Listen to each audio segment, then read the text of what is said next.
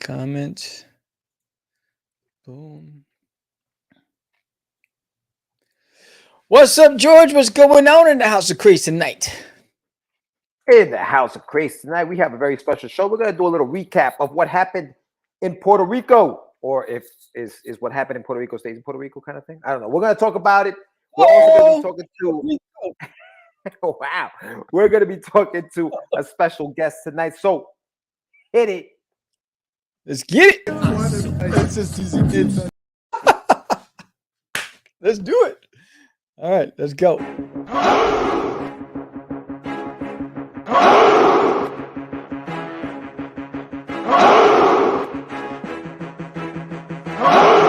We are the only show for independents all around, giving you a platform to spread your word all over town. Catch the Craze is the place to promote to your fans with the dream of Medina and Sam the Crazy Man. Subscribe to our show and never miss an episode. It's time to get your mans, listen to us on the go. Updated every week, we never miss a day. Join the squad, come on in. It's time to catch the Craze. If you are an independent, catch the Craze. Making moves on your own, catch the Craze. On your grind in the streets, catch the Craze. Join the movement, catch the Craze.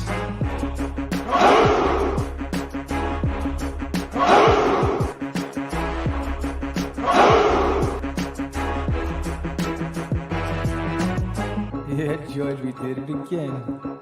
Come on now. You know you want to do it. Catch the Craze.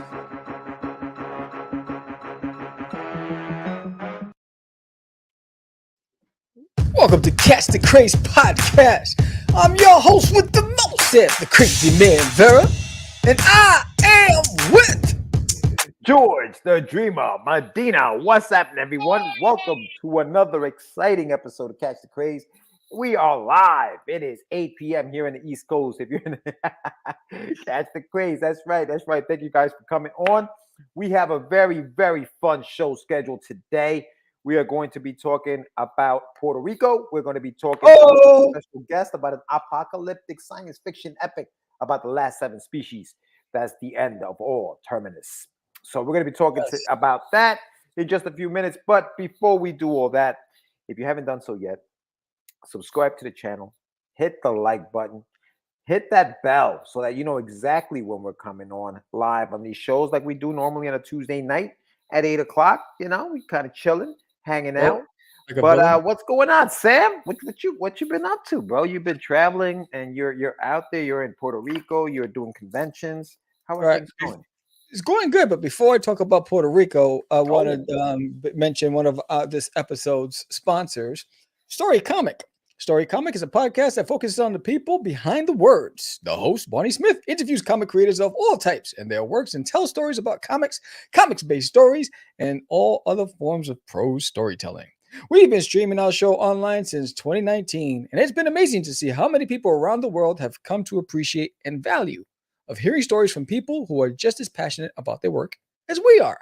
So if you're a comic creator yourself, or you know someone who is, or you just want to hear about how your favorite comic book or book is made, come check us out at storycomic.com. That's www.storycomic.com. So thank you, Bonnie Smith, for sponsoring this episode of Catch the Craze. And now we're back to Puerto Rico. So Puerto Rico, man, you know, and for those of you who are running late, you're gonna miss this one story because I got to tell the story of the beginning of getting there, right? So hold on. So let's save. Let's say it's so we're 3 minutes in. So let's save. If we got good stories coming up, if it's story time with Sam, let's wait a little bit. Let's wait a little bit. Why don't we talk a little bit about tonight? Oh yeah. Oh, so we're talking about the Puerto Rico. So where is it? I gotta put the news. Okay, wait, hold on.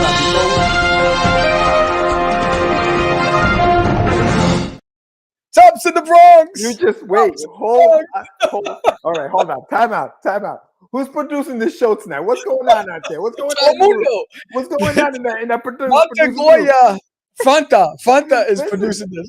I didn't realize you had some really good stories. Like I thought it was just going to be a little recap. So we're going to save the stories a little bit. Let's talk a little bit about what's going on in the House of Craze first. You know, big shout out to obviously Story Comic, Barney Smith. Big shout out to him. If you guys haven't done so yet, check out the interview he did with Sam, talking about what I want to talk to you about, which is duty. But that interview is on his channel right now, Story Comic. Check it out. Really, really good interview. Sam did Show it from some his love. from his hotel. Looked like you were chilling, lounging on the bed. I'm like, dude, what? You know, like, what's going on over there, bro? I was interviewing with him on the side of me. I had wings and fries. Yeah. All right. Yeah. So what's going on? We got a campaign going. So let's talk a little bit about that campaign. What's Yo, what the hell? Mayday! Mayday! Red alert! Red alert! Man overboard! Man overboard! Bloop, bloop, Man down! bloop. Man down! So I'm a little well, there was some benefits to going to the Puerto Rico Comic Con. I was a little discouraged because the lack of movement with the Kickstarter. It went dead. Like The Walking Dead. I mean, The Walking Dead had more life than my Kickstarter. I'm like, geez, at least those zombies were walking around.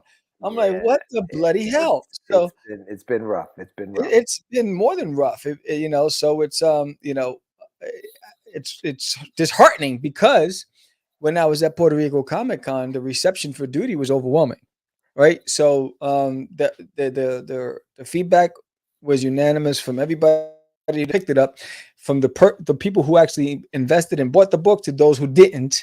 But everybody was very complimentary of the story and the artwork. They kept comparing my artwork to Something World, some video game, Something World. And I mean, almost everybody kept mentioning that Cool World or something like that. I forgot what it was, but so the Puerto Rico Comic Con, as far as now. Wait, hold on. You're going back to Puerto Rico. You just want to go back to a list, the Kickstarter. Took the Kickstarter list. Kickstarter. I need your help, people. I need you to help me get funded. So, and because of that, what I'm doing tonight, there's an incentive. If you back and get a physical pledge tonight during this live episode, let's go. Right there, you're gonna get the limited edition exclusive Puerto Rico Comic Con cover with Duty as Rambo coming in. It's a revised cover, and he's saying "Cógelo con take it easy." That's a phrase my grandmother used to say when I was a kid. Every time she was about to smack me up, she said it right before. That was her warning, right? She'd be like, "Cógelo con take it easy," and next thing you know, the chancleta came flying across the room, right? So, right, but yeah, so. For if you make a physical pledge tonight, hey, what's up? Hola, amigos. What up, Gil? Yes. So again, if you make a physical pledge tonight, while we're streaming, you're going to get that exclusive Puerto Rico cover, which is right here in my hands. I have a few left, so I'm offering this as an incentive to get physical backers on the campaign.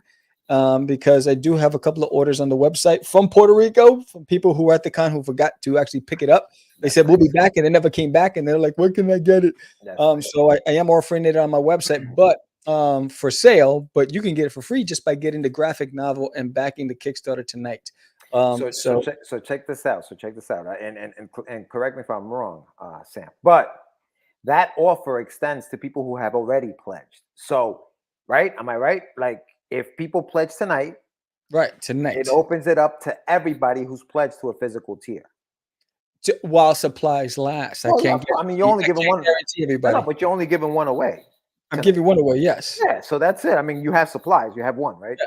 All right. So we have supplies. So what I'm saying is, if you've already pledged to the campaign on the physical tier, grab a buddy, call your grandma, call your uncle, your aunt. Your mom sitting next to you. Hey, mom, pledge to this campaign because I'm trying to win an extra comic on this campaign. So tell a friend, phone a friend, let them know the campaign is live right now.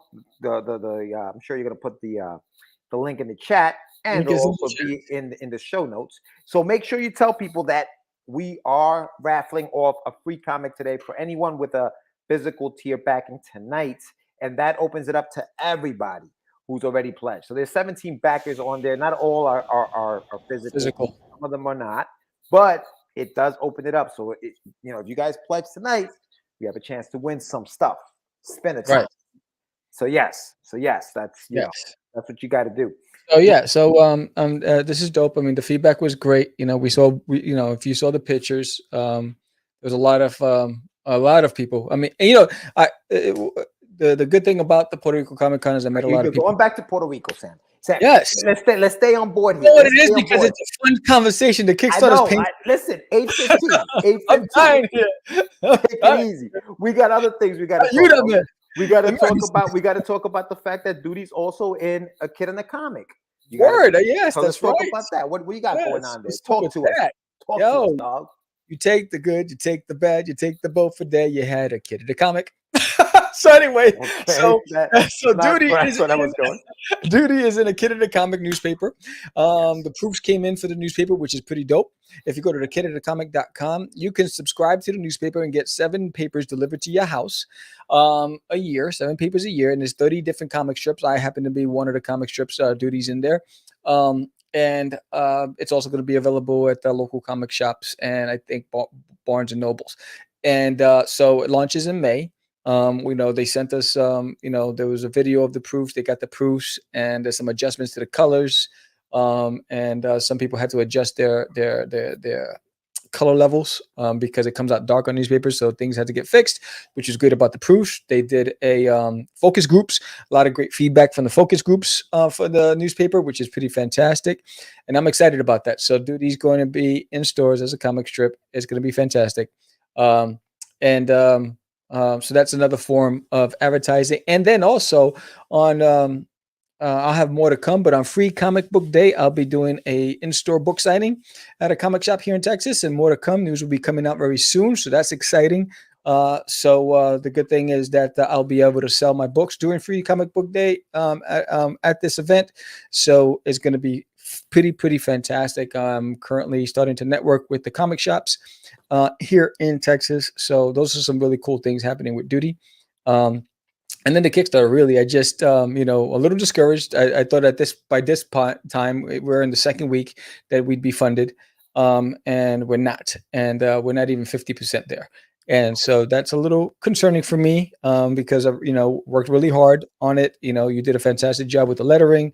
The artwork was redone. I did all the coloring on the last 3 issues. It's a 140-page graphic novel. And so at this point, I thought it was going to be, we're just going to be starting to unlock some stretch goals, but we haven't even got to just getting to goal. So I'm trying to get the word out, and right now there's a lot of traffic to the website, but not enough traffic on the Kickstarter. So I'm trying to figure that out. So I need everybody's help to help spread the word, help me get Duty into everybody's hands. Which is why the incentive is tonight. Bam, you get this if you make a pledge tonight. So it's going to be fun. Yeah, so make sure you do that. On my end, I have actually Wicked Comic Con is coming up April 22nd and 23rd. I'm going to be walking the floor. I don't have a booth yet, but I will be out there hanging out with my boy Jonathan Syfax, the Syfax. So we're going to be hitting it up, see what Wicked is all about. I've heard good things about Wicked out in Boston, so we're going to check it out. We're going to be there 22nd and 23rd. That's Saturday and Sunday. So if you're in the place, let me know. I know there are a couple of buddies that are going to be there. James DeSantis will be there. I know he's part of the Kid in the Comic newspaper. There's a few people that we know that will be there. Yeah, he is. Keith Murphy will be there. Hector Rodriguez will be there. They do that all the time, yeah. Yeah, because I think they're very local to the area. Yeah. Keith Gleason, Johnny C. They're going to be there. And then tomorrow night, I'm going to be guest hosting the Any One World Showcase on ASAP Imagination, where I'm going to be talking to Mr. D.W. Howard about his book. And so tune in. That's tomorrow at 9 p.m. And we will be live. That's on the ASAP Imagination channel. It's for his book called The Long Game. So check that out tomorrow night on the ASAP Imagination channel. Sure. We'll give you a little shout out, Sam, tomorrow on the show. Pump up that Kickstarter. So, yes. All right, Sam. Let's hit that. No, actually, we have another sponsor of the show today, do we? We do have another sponsor. Oh, we have another sponsor. This portion of the show is brought to you by Mr. PG in the place to be. So this episode is sponsored by Paul Gomez.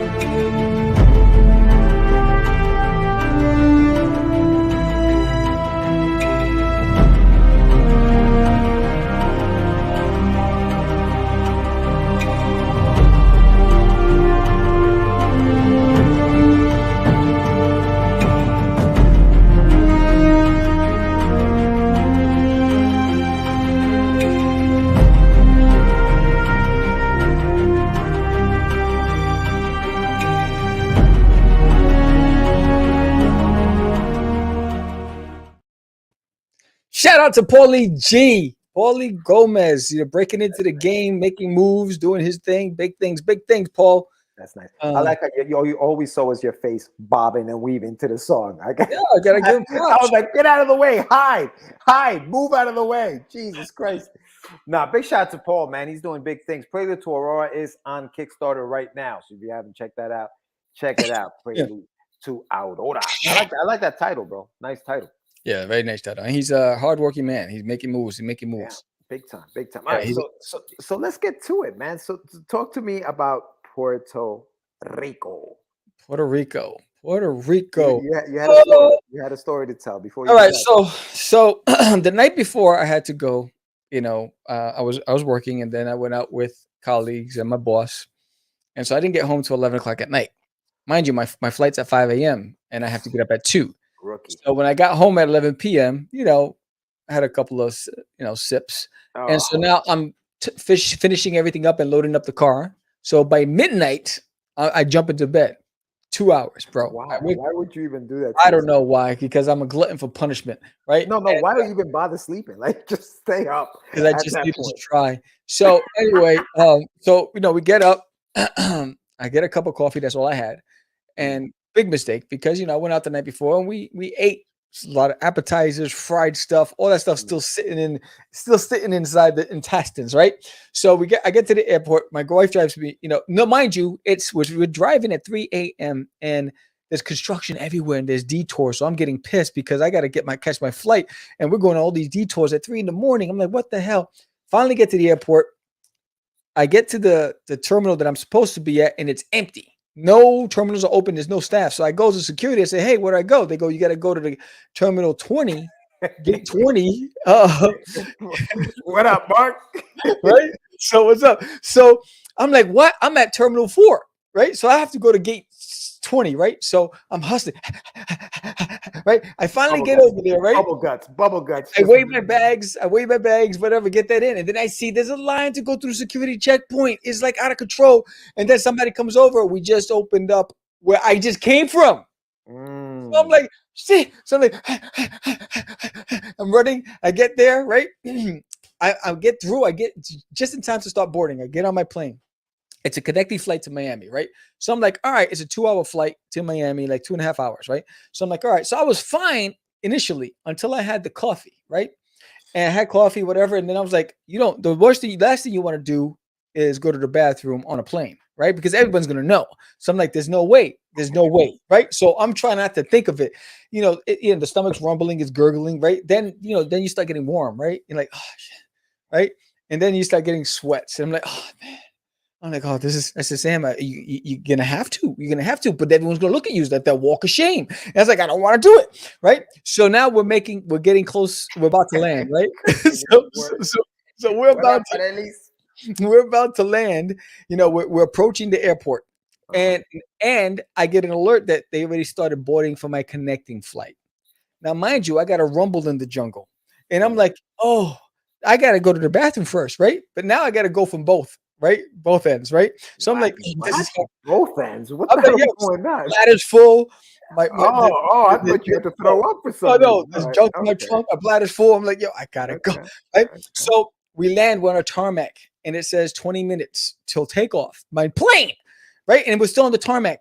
We finally get to the gate. I'm running through everybody, and there's like 15 minutes left, but I have to go to the bathroom. So I run into the bathroom, and it's like God of War, bro. It's like God of War. It's like, right? And so then I hear last call for flight for San Juan, Puerto Rico. I was like, no. So I'm washing my hands. And mind you, we're on the opposite You did more than just wash your hands. We're on the opposite side of the terminal. So I'm holding it. I was like,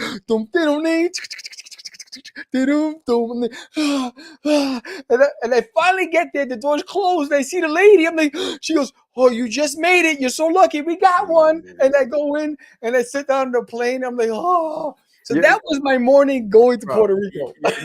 You're one of those flyers that I hate when I'm sitting inside the plane. And the reason why we're not taking off is because we're waiting for one last person to get on the freaking plane, and you're that person that walks by. You don't know. Oh God, you don't know. So then, I get to PR, right? I go get, because I have 4 luggage. and the luggage combined, the 4 pieces is over 200 pounds, right? So I got all this 4 luggage. You have four. You have four. You checked in 2 bags and you carried checked 2 in bags? 3 bags. 3 bags. Okay. And I had, because it was a connecting flight, I checked all 3. And I had my book bag, my duffel bag. It was How much did they charge you? How much did they charge you for that? They charged me for the extra 40 for the second bag and 150 for the third. Wait, 40 for what? Wait, hold on a second. 40 for the second bag and 150. Yo, so that's the first one. The first one was free. The second one was 40. And the third one was how much? 150. No, almost $200. I didn't know until I got there. It was too late. What? It was too late to apologize because it was already packed. Right? Oh my god. So I get there, I get my stuff, I catch a cab. We're going to the convention center, right? Because I have to go to the convention center first to offload all these bags before I go to the hotel.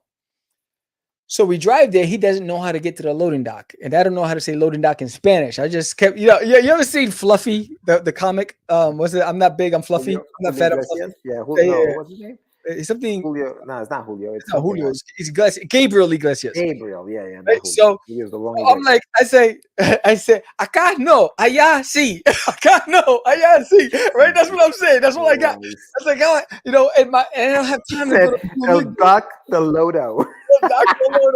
Right? I said, so he goes into the parking lot. You have to pay. Now it's $4 to enter the parking lot. And now he goes to the other side. There's a big fence where the loading dock's on the opposite side of the fence. And I said, look, here's the $4 for the parking. I said, I gotta go. I got out. I took my stuff, threw it over the fence, hopped over the fence, rolled over to the loading dock. Hold on. How high is this fence? It's about 6 feet. Right? So I'm like, brah, when I go, it's back in Queens. No. Let's hop in the fence. I ain't got time. Let's go. Yeah, so now I'm lugging it, and then the security won't let me in because I don't have the You jumped the fence. I don't have a wristband because you need to have a wristband to come this way. You have to go the opposite side, which is another 100 yards I had to walk with all those bags by myself. I'm like, oh man. So I walk all the way to the end. I finally get through. I get my table. I set everything up, right? Wait, what's the weather like in Puerto Rico when I got there? It was fine.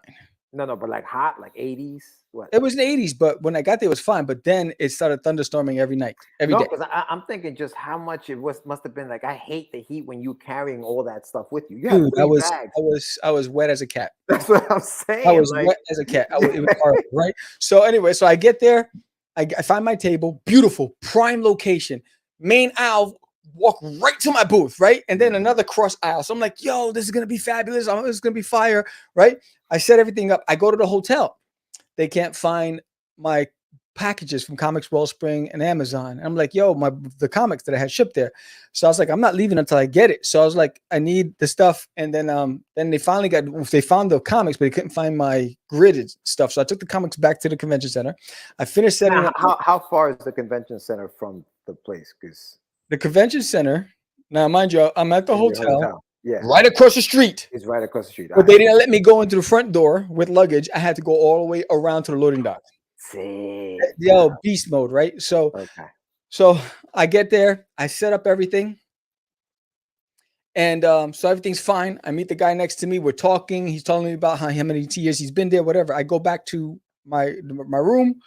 And then I go to, I have the app because I'm a member for the Marriott because I traveled a lot with my other company. So I messaged the leadership team saying I'm a little discouraged because, the package was delivered yesterday. Diego signed for it and no one can find it. And they're not willing to help me. Diego. I got to the hotel. They had it waiting for me, bro. They were like, because I went above their heads. So anyway, next morning I get up, I go to the convention center. I'm good. I'm feeling good. I get there, I'm vlogging, right? I'm set, the booth set up and the whole bit, and then I hear water because the sky opened up, thunderstorm. I hear water. This was on the same night that you landed? This is on the second day. This is on the first day of the convention. The first day, so that's first morning, right before they open the doors. Yeah, Friday, right before they open the doors. I hear shh, and I look, water's coming from the ceiling right in my booth, behind my table on the chairs. It's coming down hard. I'm like, oh. So then they're like, and so I call, security's looking, everyone's trying to figure out what to do. And they're like, we have a spot for you over there. I said, is there anyone who can help me move this? Because I just set everything up. No, you have to do it by yourself. They wouldn't even help me move, and I had to move to a less prime location. So the other artists helped me carry everything. Oh no, that's nice. The artists like, yo, we got you, and so they helped me move everything to my new location. I was pissed because now I'm no longer in the main area. I'm in the middle of stuff, and I'm stressed out. So that was the beginning of it. But when you said that it was gay, I thought for some reason I thought you were like outside or something. I realized they had a whole leak situation. No, there was six artists that they were rained on, and they had to move all 6 of the people. One decided to stay and just asked for garbage cans for it to fall into, and wanted to stay. I said I mustn't do that because the splashing was going on the table. I was like, I'm not doing You're bougie. You're bougie. You're from New York. That man right there was like, yo, bro, this is nothing. Give me a garbage can. We're good here. Yeah, because he didn't pay $100. I wonder how he did have his bag checked. That's why. I wonder how he did. Did you ever get a chance to walk around to see what that section was looking like? Nah, he's probably drowning or something. He's probably drowning in cash. Because it didn't stop raining until Sunday. Yeah. It was thunderstorming, and you heard it. Now, mind you, this is a convention center, and you can hear the thunder and lightning outside. Yeah. And mind you, there were like 60,000 people, and the noise with the people, you still heard the thunder with all those people. Mark said, drowning in cash. That's what I'm saying, Mark. That's what I'm talking about. So that was the whole thing. But the good thing there was some positives about it. You know, the starter. Oh, then that first day when I get there, when I unload everything, I'm walking through the parking lot by myself, and there's a rooster in the parking lot. And I was like, hey, what's up? And he looks at me and he takes a crap. I was like, thanks. He's like, welcome to Puerto Rico. What are you talking to me for? He's like, get out of he here, looks at me and just drops one. I said, no respect, man. I was like, this man. But no time for that. Yeah, but for the most part, I got to meet with a lot of people. There were several people who watched the art channel who came there just to meet me and get a copy of the book, which is freaking amazing. I thought that was fantastic. Big shout out to Indie Comics Relay, who's in. I think that might be Keith or Johnny C. Not sure. Yeah. But yeah. Go ahead. So So that was amazing. I got 30 new subscribers to the art channel just from the convention. For people who bought the books. And Duty was a hit, and a lot of great feedback. Did I make what I spent? No. But from a networking standpoint, I try to look at the positive, because I was like, what's going on? A lot of new people have Duty that never had it before. The traffic on my website has been on fire since I've been there. I get about 20 to 30 new visitors from Puerto Rico a day on my website. So thank you. Shout out to everybody from Puerto Rico. The subscribers to the channel, my IG has been blowing up with followers. And there's about a little close to 100 people who have my books now in Puerto Rico. So that's fantastic. And I appreciate every single one of you for your support. But, the challenge is real. Anime is king out there. Cosplay rocks out there. I think cosplay is taking over conventions. Like, 6 out of every 10 people were in cosplay. Yeah. Anime is the king. If you were an anime artist, you were making money. You were making bank. Those are the people who were making. The girl next to me, she was an anime artist. Her line would not stop. I was encroaching on her line, and that I got some sales from her line. And it was really because I had Duty as Goku. I had Duty as Dash. I had Duty as a bunch of anime characters, and those were the prints that people were buying. But it was huge for anime.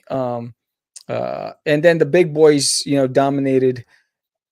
Yes, I have Duty exclusive leftovers. We were talking about that. Yeah, actually, at least if anybody pledges to a physical tier tonight on the show, before we get off the air, we're gonna raffle off one of the covers. Yes. So anybody who makes a physical pledge tonight, that opens it up to everybody who's pledged to a physical tier, and we're gonna throw all those names, not in a hat, whatever situation Sammy's got over there, and we're gonna raffle off a brand new PR special. So yeah.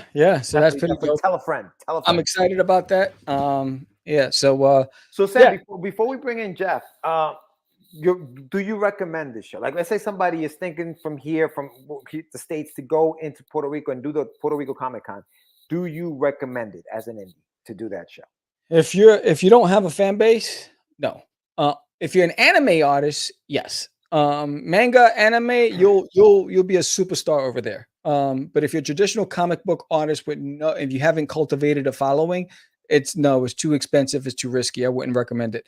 I would suggest that if you have family out there that you can stay with, get yourself like a flight with multiple connections to save money. If you're you're flying from Texas, so it's kind of hard. Like for me, from New York, it's probably easier to fly out. It's cheaper from New York. Yeah, I would have saved $800 if I flew from New York. Yeah, it's a lot cheaper. So from New York, it's very different. Yeah. So, but again, if you're an anime or manga artist, you're gonna make bank out there. You're gonna do extremely well. I was telling you that your Wonder Duck would do well because it's drawn by anime artists, manga style artists. Yeah, make a vacation out of it. That's a good point. Yeah, but it's just logistically, it's expensive to ship your stuff, to all that stuff, But if you're just going for networking purpose and exposure, I gave out 500 free trading cards, and because of that, I got 30 new subscribers to the Yard channel. And I got a lot of traffic on the website, and I was able to, because of the trading cards, people came back. So on Fridays, they got the trading card. They came back on Sunday to make purchases, right? Because it would serve as a reminder. See, if I'm going there to network, I probably would just buy a ticket just to get into the show and then just pass that stuff around as I'm walking through the. I wouldn't like, if it's just for networking, I probably wouldn't get a table if it's just for networking. What I mean? And there's so many rules in Puerto Rico. The convention center doesn't make it easy on you. You can't sell unless you have a permit from Puerto Rico. You can't. Squarespace does not work in Puerto Rico. I found out the hard way. 3 transactions would not go through. I'm like, what's going on? And so unless they had cash, so I lost a lot of sales because they didn't have cash. And some people had PayPal, so they were able to pay through PayPal. But if they didn't have PayPal, I didn't make a sale.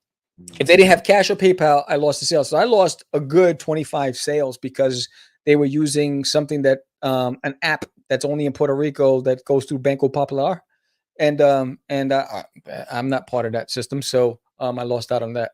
Yeah, well, interesting. Yeah, so you'd have to find out what it is that they use for credit cards. Yeah. No, there's a lot that goes into it, man. You forget how important all that stuff is. Yeah. So hey, Lori, what's going on? You have what? Hey, what's up? So we have our guest in the waiting room, so we're gonna bring him on, and we're gonna be talking about his series that's on Kickstarter right now, The End of All Terminus. So let's bring him on, Mr. Jeffrey Haas. What's up, buddy? Hey, how's everyone? What's going on, Jeff? How you doing, man? Doing very well. I got some you see familiar faces in the chat room area. Laurie, hello. Indie Comics Relay, hello. Good to see them. Yeah, they all came out, man. They all came out. How you doing? How's it going with the campaign? I know you have like 2 days left. We're down to 47 hours. We're $71 away from our first stretch goal. So it's so far so good. We obviously passed our funding goal, so as long as no one pulls, and all we got to do is $71 more dollars, and we have a stretch goal. And then if we get to $2,000, we get a backup story. So let's try to get it all in the 48 hours, guys. 47 hours. Yeah. And I know there are a lot of friendly faces in the chat, but for those who don't know who Jeffrey Haas is, why don't you give us a little background of who you are and just introduce yourself to the audience there. All right. It's cold, born on a cold day in January. No, I don't know. Let's how far back we want to go. I'm a podcaster. I'm the host of Traversing the Stars podcast. I'm a publicist, and I'm also the writer of Malik Running Devil, Sanctus, The Nightmare Patrol, and now The End of All Terminus. So I've done doing multiple things, and my day job is an English teacher, high school English teacher to a drug and alcohol school. So. Nice. Yeah, that's just a little bit of information on me. I love it. Nice and concise. So English teacher, huh? Is that where your love for writing came from? Just is that? I mean, you became an English teacher because you love the writing aspect of it. Originally I went to school for anthropology, and I studied primatology for a while. So I worked with chimpanzees, I worked with rhesus monkeys, I worked with howler monkeys, and then I thought to myself, well, this is kind of interesting. I'm not fulfilled in any way, shape, or form. So I decided let's move into something I do care about, which is teaching and education. And I'm a writer. From a line of my father's a writer as well, so I'm a second generation writer, and second generation English major. So I decided, what the hell? Let's go back to school. Went back to school for secondary education English, and I've been teaching now for about 8 years. 8 years, I think. So second generation writer, Jeff, is that a good thing or is that a bad thing? Like with your dad being a writer, did you feel there was more pressure to write, or was there less, or was it easier because he was a writer? Tell us You, about that you, dynamic. When you your know, in dad's many a writer. ways, my father's my bigger supporter. He's the one who edits my work, and nothing gets published until it goes past my dad's eyes. And and he's honest. He's a very honest man. But sometimes it's good, sometimes it's bad. But at the end of the day, honesty is always a good policy to have. And he taught me the basic of writing. He taught me when I was younger, more than unfortunately English teachers I had back in the day. That's But amazing. he taught me the basics, sort of like, I guess the number one rule I remember him telling me was, just because you know what's happening doesn't mean the reader understands what's happening. Mm. You have to assume the reader is not in your brain figuring out all the things you have not connected the dots to. So go back, read ahead, pretend you don't know anything about the story. Is it all there? And he helped me understand through that characterization, plot, and all that stuff. And I owe that to my father. Wow. Yeah. You know what? That's so interesting, man, because you do. That's one of those things that you forget, right? Yeah. You know the story. We know the story. We know what's going on, but that reader has no idea what's going on in the story. And it's your job to make them understand and know exactly where you're going with it. So that's a great advice, man. Well, that's why you need a good editor, and I think every comic book needs a good editor. I have my father when I write Malik Running Devil. There's also the publisher Phoebe Xavier, who also edits as well. So a lot of eyes looking, and you'll be surprised by how much stuff you miss. Because believe it or not, one thing you learn as a teacher as well, when you read, your brain kind of connects dots that aren't there necessarily, and what you think is on paper, because of how you wrote it, it's not necessarily there. But every time you read it, you know what you meant to say, and your brain just fills in those dots and completes those sentences. So it helps to have someone there who goes, "It's not you're not seeing what you think you're seeing. You're not adding what you think you need to add." And they connect the dots, all the dots for you, and help you see it differently. And it's hard to get edits. I mean, just a couple of days ago, my editor for 123 Go, Phoebe Xavier of Malik Rain the Devil, told me, I thought I had a great issue 5. I was like, this is kicking ass. Issue 5 done. This is awesome, and I'm so proud. And I handed it to her, and she's like, "You're missing some stuff on your plotting. The timing's a little bit off, and how things are." And you get a little aggravated. You should stop for a little while, breathe, take it all in. And then I stopped. And I thought about it. I was like, all right, whether I fully agree or I kind of agree, I'm gonna go with what she's talking about, and she's gonna force me to look at these issues again, issue 5 again. And that's going to help me make a better comic book, I think. So having editors are very important. Even if you're not someone who's professional, just someone who has eyes, who you trust, you can go, slow your roll a little bit, take a look. I think is invaluable. Yeah, no, I agree 100%. And ASAP, Paul said it best. They are unsung heroes. Like, you don't realize how important that editor there is until you put something out and it's complete garbage because you didn't have one looking at it, right? Oh man, that's incredible. So I know we have some time here, but why don't we dive into this The End of All Terminus story that you're promoting on Kickstarter? Tell us a little bit about the story. All right, so it's kind of an epic sci-fi tale. The basic premise is the universe is dying, and the last 7 sentients in the universe boarded a ship called the Terminus in an attempt to leave our universe. The idea being there's a border to our universe you can exit, which does some astrophysics do believe that's true. And the idea being if you can escape our universe, there's survival there. But these 7 species don't get along. They don't like each other. Each one kind of believes that their own species is the only one that's worth keeping or worth surviving. So they're not necessarily friends. They're more of just using each other because it's convenient at the time for this ship. And the story is a little bit Game of Thrones. It's a little bit of Aliens as well, a little bit of Star Trek. And I think, like I said, it's a great adventure story. It's thoughtful, a lot of good characterizations, a lot of pretty big cast. It also has a lot of action. But one of the ways I sell the story as well is the ship has 250,000 people in the ship. By the end of the story, there'll be about 10 to 12 left. So a lot is going to happen. We're going to lose quite a bit of cast. Hopefully some that you like, hopefully some that you don't. And like I said, I think it's going to be a smart, exciting, a little elevated of a story.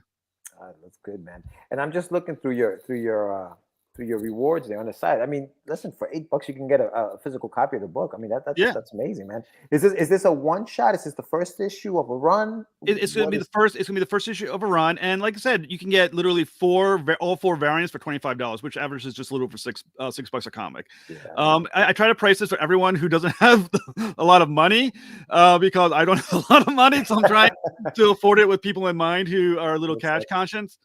But yeah, it's a first issue of a run.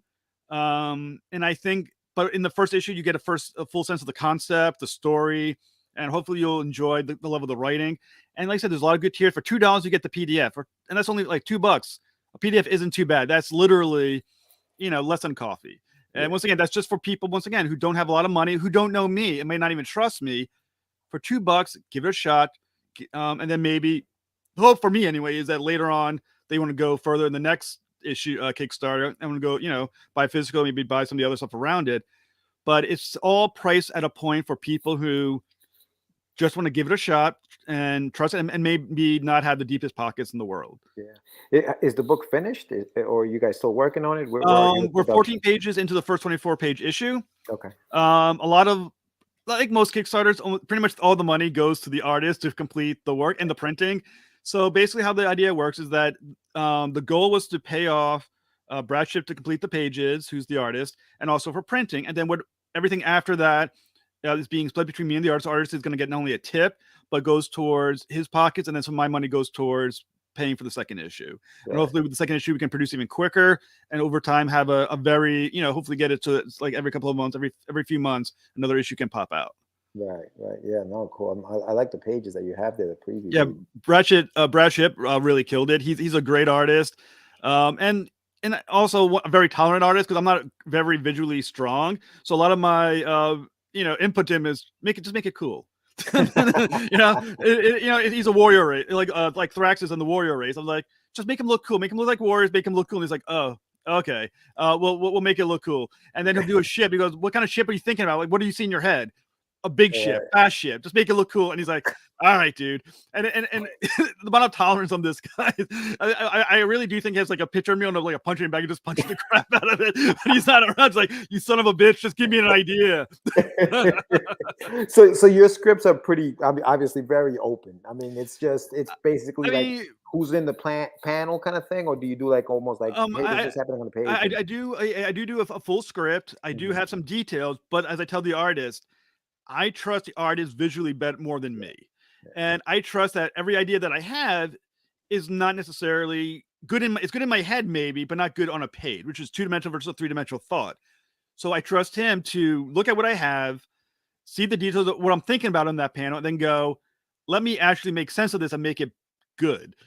And then he does. And and for every page he's made it better, and he gives input. And once in a while I give a little input, like, well, let's try this little angle. But for the most part, I trust my artist to sometimes throw away the script and say, I have a better idea. And I will say almost 90% of the time, I think to myself, you did have a better idea. And you got to trust your artist. If your artist is not part of your team, then either something wrong with you as not being a proper team member, or you didn't pick the right artist. But the artist has to be a team member. You have to trust them, and you have to kind of let them do at least draw to their strengths. Yeah. And I think a lot of it too is, if the artist loves the story, you're probably going to get the best out of that artist, because they're committed to making that story that much better. Where did the idea for the story come from, Jeff? Like, where did it come from? I'm not really sure. Like, sometimes as a writer, things just pound in your head suddenly, and they kind of like pop in.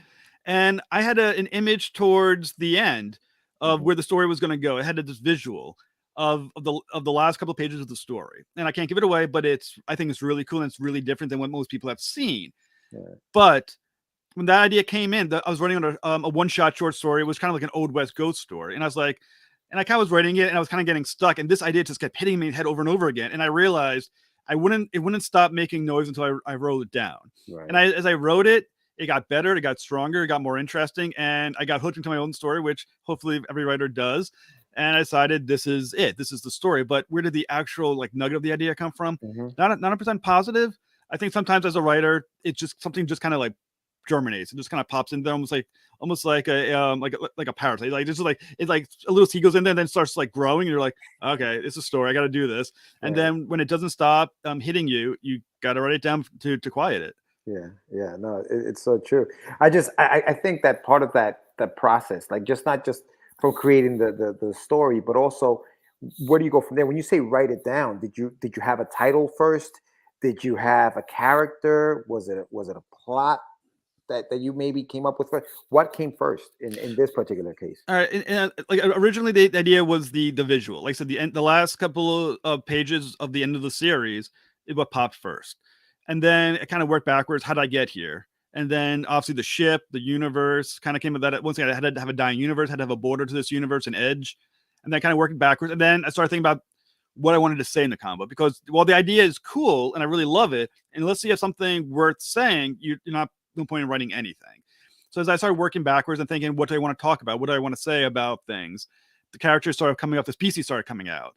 And as the species kind of became a little more fleshed out, who would be the best representation of that species started getting a little more traction. And it was almost like a backtracking until I eventually had the first idea, the first issue. And then from there, I'm letting, the story kind of took off a little bit from that first issue, and it kind of went in a slightly different direction, or faster than I was going to go to. But I do believe in letting the story breathe as well.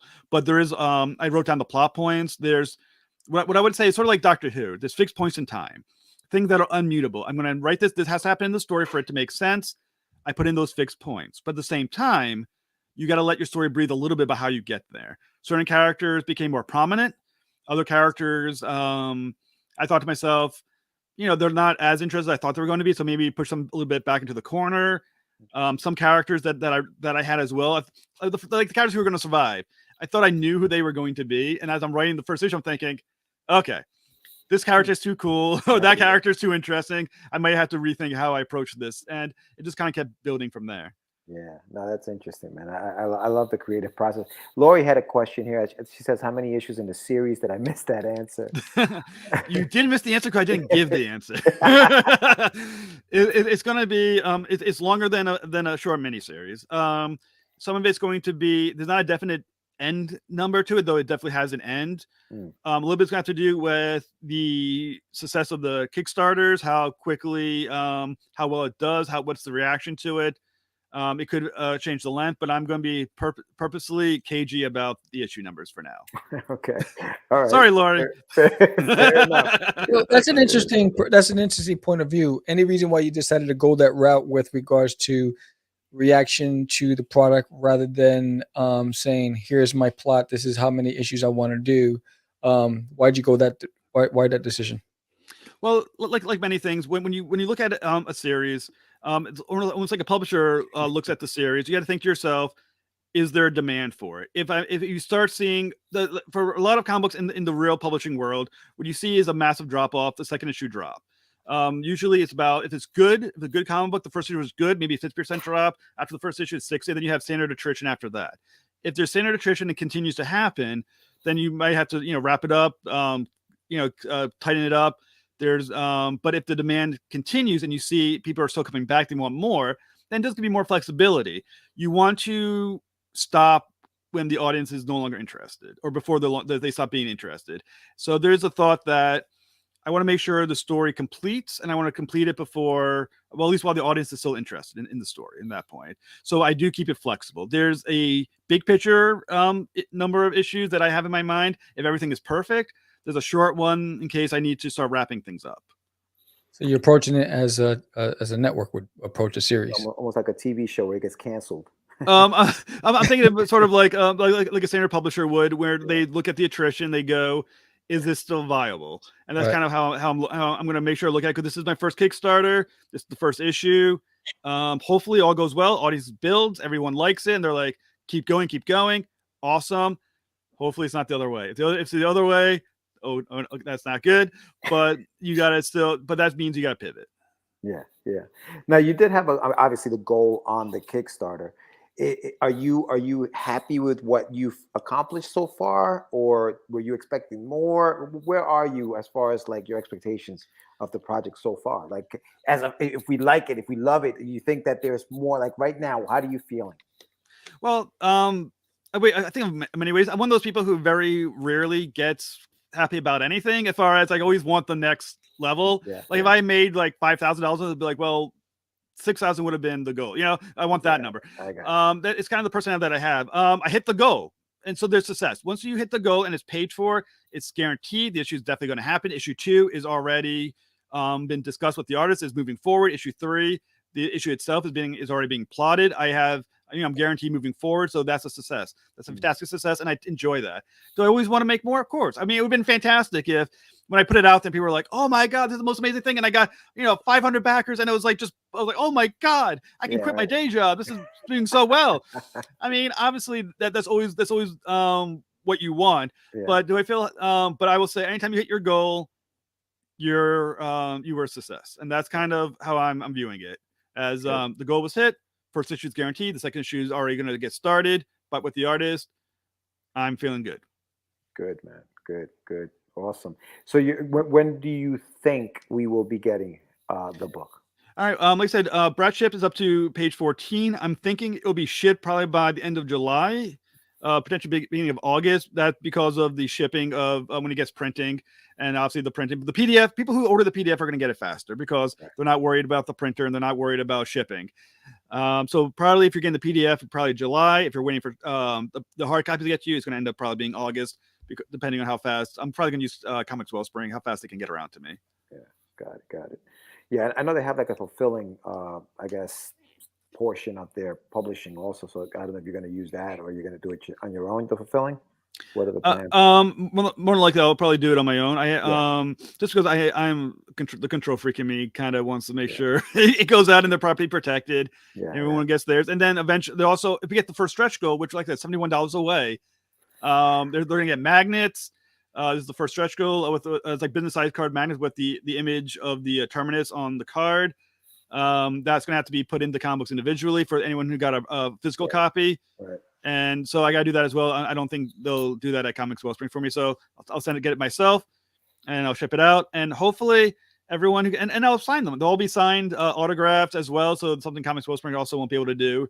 So hopefully I'll sign each one and thank everybody for participating. And that would be fantastic. I think it looks great, man. It looks great. I mean, the fact that you funded it, that's amazing. And now stretch goals, right? 47 hours to get some more stuff, to get some more goodies for everybody. So if you're watching right now and you haven't done so yet, go to the show notes or go to the chat. I'm sure there's going to be a link in there. Just go ahead and pledge to Jeff's campaign, which is live right now, 47 hours. It's crazy. Once you get down to that amount of time, you just start counting it down and just, the 47 hours, 46, 45, that's going crazy. I will say Kickstarters, man, they're freaking hard. They're tiring. They're draining. And I will tell you right now, my refresh finger is really freaking tired at this point. Yeah, I'm sure. Yeah, Lori says she's a backer, so go check it out. Right. She is. I greatly appreciate Lori backing. That was fantastic. Thank you. Did it live on air too, and I greatly appreciate that. Nice. And yeah, so on the one hand, it's nice that people are getting it. On the other hand, it's nice. I want it to be over so I can move on and do it. These things, like I said, they're hard. They're harder than I think a regular job in many ways. It's tough, dude. How long did you run it for? Was it a 30-day campaign? It was a 30-day campain. Yeah. It feels longer, but I think it was still 30 days. I think I time looped somewhere in the middle, and I can't remember what was going on anymore. It is nuts, man. It is nuts, man. But yeah, no, congratulations on funding, and hopefully.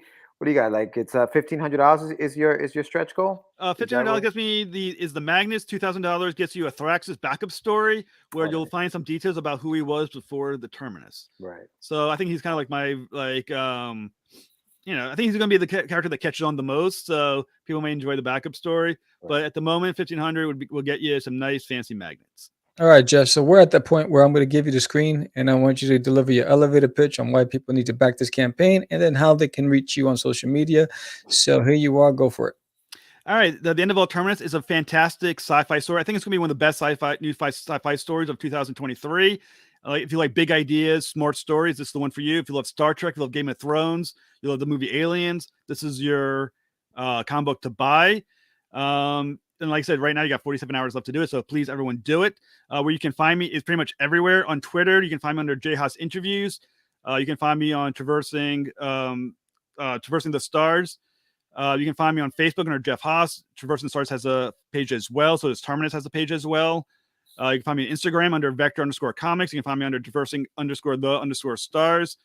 You can find me on the Traversing the Stars podcast on YouTube and Podbean. So you can find me there. So you can pretty much find me wherever it is you're looking. I have hoarded myself on every social media platform possible. Outstanding. Fair enough. Outstanding, sir. Thank you again. Thank you for being on the show. Much success to your campaign Thank you. and all the things that you're doing. I love that backdrop, all of those images on your wall. Those are my prior comic books. That's my vanity wall right there. And lucky my wife is tolerant enough to allow me to have done it. That's fantastic. Lucky guy. I am actually very lucky. No, thank you so much, Jeff. And we'll chat soon, man. Thank you. All right, have a good night. You got it, brother. Peace. All right, so that was Jeff Haas. And again, my dogs are barking because I know someone's at the door. I don't know what's going on. But again, check it out. The link is in the chat. It's also in the summary. Get yourself a copy of Terminus if you haven't done so already. Yes. Before we go real quick, I promised Lori Calcaterra, I have this Choose Your Own Adventure book, Path of the Pale Rider. Lori, I'm on page 16. So I've survived to page 16 right now. It's a really cool book. I suggest you guys pick it up. I don't know if it's one of your add-ons on your campaign, Lori, but this is freaking awesome. So yeah, I'm surviving so far. We'll see what happens. That cover is sick and the quality is sick. Oh, it's awesome, dude. It's awesome. It's awesome. Yeah, but again, if you make a physical pledge tonight for Disneyland in My Toilet, you get a chance to get this Go Local Take It Easy limited edition Puerto Rico Comic-Con cover of Duty, Rambo Duty. So again, all you have to do is make a physical pledge tonight, and you will be able to get the copy of that cover right there. What do you call it? Oh yeah. So, and again, if you haven't done so already, again, check out my art channel, The Art of Samuel. I do want to say shout out to everybody from Puerto Rico who came over and showed your boy some love and even tolerated my Spanglish. You know, you guys were so patient with me. In fact, it was funny. There was one person who struggled with English and I struggled with Spanish. So we're like, we'll help each other through this conversation. So it was a fun conversation. And we laughed so much, just trying to, we communicated with each other. It was fantastic. But everybody was so amazing and so receptive to Duty. And they're just very kind to me in general. And I had, even though, financially, the event wasn't where I wanted it to be from a networking and exposure standpoint. Duty has a lot more dudesters. And I appreciate everybody who came over and showed your boy some love at the Puerto Rico Comic-Con. And even as we're talking on the show, my website, because I get an alert every time someone visits my website, getting a lot of visits from Puerto Rico. So shout out to mi gente in Puerto Rico. Thank you so much. I appreciate all of you out there. And again, my next show is going to be the Central Texas Comic-Con in Waco, Texas at the end of the month, 29th and 30th. So I'll be in Waco again, doing my thing, but there. And so, spreading the Duty love and more to come. Remember, A Kid in a Comic drops May. It starts hitting stores. It's you can pre-order now. You can start ordering and getting 7 newspapers delivered to your home a year. I think it's like $39.99 a year to get 7 newspapers a year delivered to your home. And there's 30 different comic strips by 30 different fantastic creators. And your boy Duty is in there. So check out akidinacomic.com if you haven't done so already. Hits the stores in May. Starts shipping in May. So that's also pretty dope. And then in May, I will be doing a in-store signing doing Free Comic Book Day. So more to come with that. So there's a lot happening in May. There's a lot happening with Duty, but I need your help out there. Spread the word. Let's get this bad boy funded.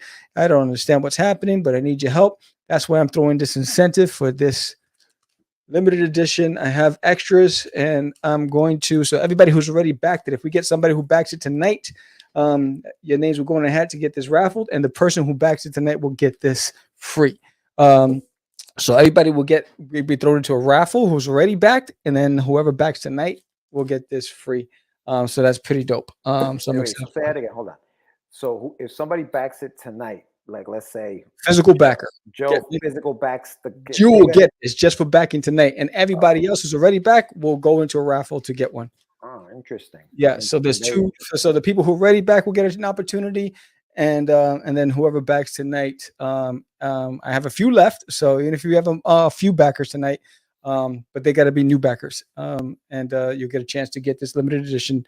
And I remember I only printed a few of these, so whatever I didn't sell, I have left over, and they're going to be rare. So when Duty starts hitting stores this holiday season, this cover is you're going to be one of the few people that's going to have that cover. So.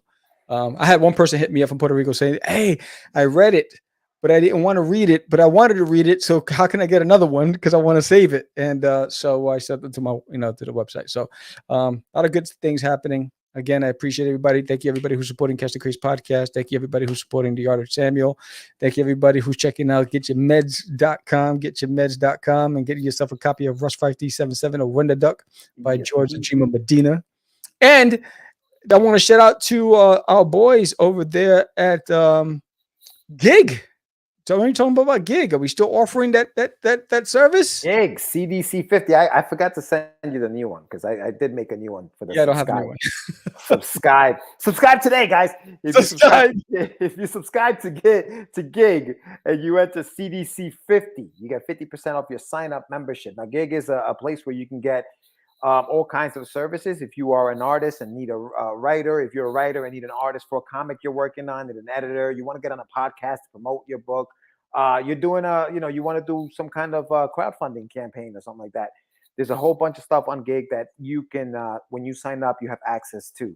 So go to globalindiegroup.com and check that bad boy out. Check me out tomorrow night on ASAP Imagination on their YouTube channel. I am going to be guest hosting, and we're going to be talking to D.W. Howard about his book on the Any One World Showcase tomorrow night at 9 p.m. Eastern Standard Time. So around this time, I will be on there tomorrow night. So yeah, man, a lot of good things are happening. I'll be in Boston, Wicked Comic Con. If anybody's out there, I'll be there on the 22nd and 23rd, just walking the floor, checking it out, hanging out with the guys out in Boston, Indie Comics Relay. Thank you for checking out the show tonight. They're going to be out there and a bunch of our other buddies. But yeah, man, nice show. I actually got to get out to the airport. But yes, it was a nice show. Where are you going now? I'm you not just going came back. I'm picking up some cargo. I was like, you just came back. Yeah, no. Yeah, it's my side gig. It's my side gig. I Uber to the airport. I'll give you a side gig. But but also check out this weekend. This coming Sunday is going to be the new vlog of the whole thing from Puerto Rico. So it was a series. So now you're going to getting over there, setting up the booth, moving my booth because I was getting rained on. You get all that stuff. So you're gonna get the rooster that pooped when I said hello to it. I got that on film. So there's a lot of stuff. It's gonna be fun. So check out the vlog this Sunday, the Puerto Rico Comic Con there and back on The Art of Samuel on YouTube if you haven't done so already. And if I didn't say it again, thank you to everybody from Puerto Rico. You guys have been amazing. You made your boy, even though it was a challenging event, you made your voice feel special, and I will never forget your hospitality. I appreciate every single one of you. Yeah, yo, and next week on the show, join us because next week we're gonna have a launch party for one of our buddies, Mr. Anibal Arroyo. And Arroyo, that's right. That's right. Yeah. His Kickstarter launches next week on the show, so tune in for that. It is The Dark Form, his a comic that he's been involved in. So they're gonna do that next week on the show, April 18th at 8 p.m. So join us for that next week. That is fantastic. Yeah. So again, thank you everybody who joined us. Thank you to our sponsors, Paul Gomez. Thank you to our sponsor, StoryComic.com, Barney Smith. And thank you to ASAP Imagination for always writing with your boy. You guys are fantastic. Paul, you're amazing. And thank you, Aurelius and Gilly Rodriguez and Mark Torres and Aurelius and Lori came through. Lou came late. She thought there was going to be a test. She was hoping to miss it. Yes. So thank you for Keith for showing up tonight, and everybody. Keith or Johnny, I don't know. Or Johnny, whichever one that came from the radio. Was it? No, that came from the radio. Was it? Indie Comics Relay. Comics Relay, yeah. Yes, and everybody on Facebook who's been watching in silence, we appreciate every single one of you. Don't forget, come over to Catch the Craze podcast. When we grow, the indie community grows, and that's what we do the show for. So you guys have a fantastic day. I am your boy Sam, the Crazy Man Vera. George the Dreamer Medina. And we are. It's just easy. It's not. Crazy. Acquiesce. No, I was talking about my friend Acquiesce. Say my name. Right? This is what you were thinking? He described me. He said, I'm the. What? Catch the Craze. You're listening to Catch the Craze. You're listening to Catch the Craze. Catch the Craze. You are listening to Catch the Craze on Catch the Craze. You're listening to Catch the Craze.